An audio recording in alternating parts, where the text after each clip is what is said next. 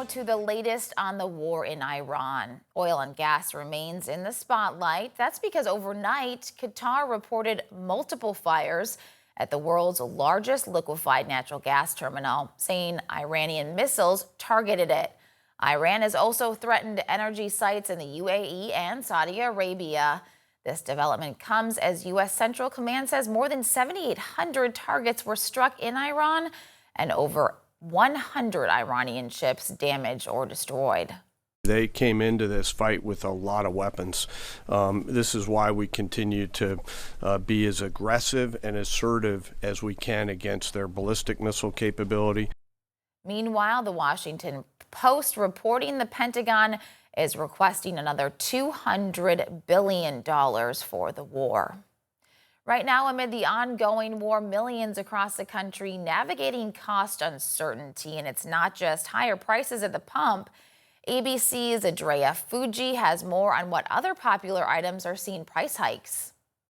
We've all heard gas prices are going up, but the ripple effects from the war in the Middle East are spreading far and wide. It's a definite shock to the system. When one of your main products that you need goes up 47% in 2 weeks, it's hard to digest that.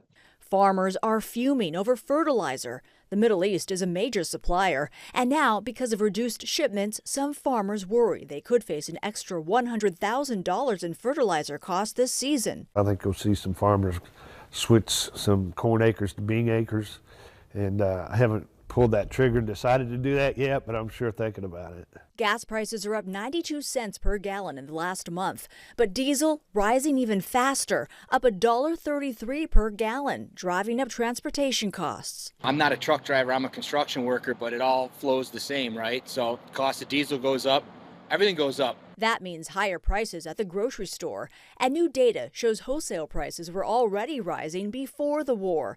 For example, vegetable prices were up 48% last month compared to the same time last year. Vice President J.D. Vance says high prices stemming from the war are only a temporary blip, and he says the Trump administration is taking action. We're working on a number of things. In fact, a couple of things that I think will be announced in just the next 24 to 48 hours. I don't want to get ahead of the president on that, but we recognize this is an issue. Amid economic concern, the Federal Reserve opting to hold interest rates steady. This is the Fed's first meeting since the war with Iran drove up gas prices.